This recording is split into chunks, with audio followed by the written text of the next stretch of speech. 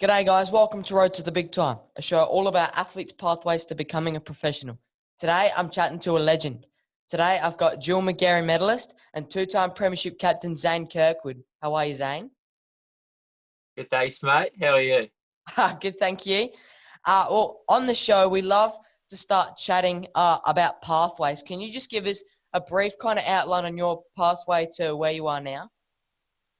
Yeah, so my footy journey, I guess, started out at South Wales Footy Club when I was only a little tacker. My dad was a coach out there, and I would run around and annoy him. And then went to Clare, played at North Clare the Roosters. Then came up to Adelaide, played for Paraka up here, and then found my way to Port. Did all the junior squads at Port. Worked my way up into the seniors out there, and then in 2014 came to Sturt, and have been there ever since. So I've been very lucky with the clubs that I've played at, and met some great people. Yeah, awesome. Well, you were a very talented under 18. Can you put your finger on something that caused you to unfortunately not quite make the jump to the AFL? Yeah, I guess I probably wasn't fitting. I guess the time how footy was being played. I'm pretty small and not the quickest like getting around either. So unfortunate. That was what I was blessed with. But I also had an injury when I was playing. When I was 17, I copped a big knock to my shoulder and had a shoulder reconstruction, which I missed the whole year of footy, which was really disappointing. But I saw some positives out of that. I was able to work on my skills while I wasn't playing, and that's something I really pride myself on now is my skills. And although it was disappointing, very happy and very proud of the career I've been able to get out of the SANFL, and I've met some great people and had some great experiences as well.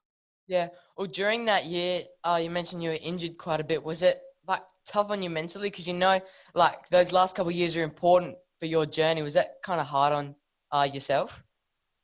It was, I guess, growing up, you always dream of playing AFL, and that was around the time when I was in the state squads, and the time of the drafts coming up. And so to, I guess, miss a year of footy during that time, it was pretty tough. But I guess I had some great people, great family around me, and great footy club as well that helped me through, and I was able to get back, and I haven't had any problems, touch wood, with my shoulder since. So although it was disappointing, I was very lucky to be surrounded by some great people. Yeah, awesome. Well, I've read a little bit as well about your mental health struggles and the Whatever It Takes campaign. Can you elaborate on them a little bit?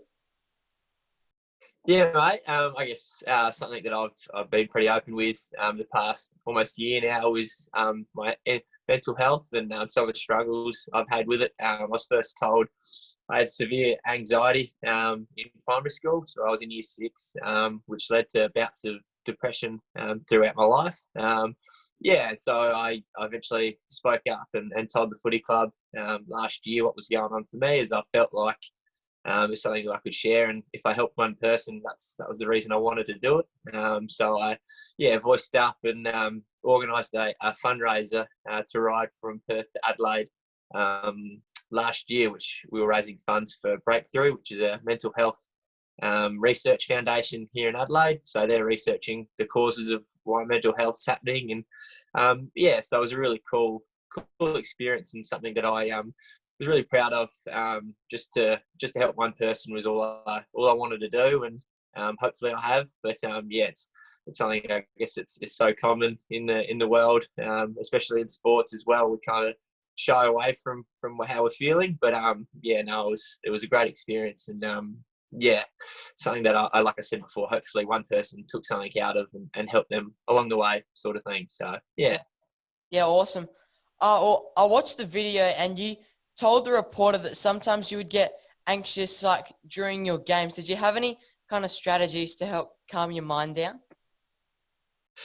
Yeah, I guess it changes day to day, because I'd find different things that I'd stress over. I used to be really regimented with my routine, so if something was out of whack, I'd flip out a little bit. So one day, my towel that I use every week, every game, wasn't ready, and it led me to have a bad game, all because of the towel that I usually use, sort of thing. So, yeah, I've definitely become more relaxed in preparation. I listen to, I guess, pop music to lighten the mood before games and put a bit of bounce in the steps, sort of thing.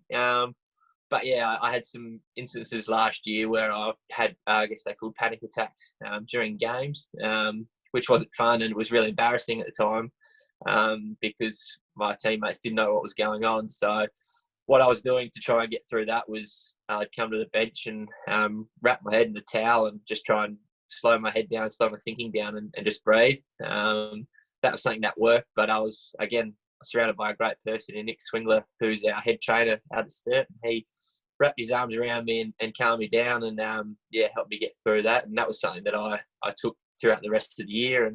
And nerves are a part of sport, and you get anxious for sport, and something that I'm constantly working on trying to handle. But I find different things. I go for big walks before games to clear my head. I listen to music, like I said, and just try and not think of footy, which is really hard, but try my best not to think about it too much. Yeah. Yeah, well, for me, as a midfielder, I'm trying to work on my running patterns. What would your heat map kind of look of where you get around most around the ground? Probably wouldn't get too far out of the middle because I'm not very fast anymore.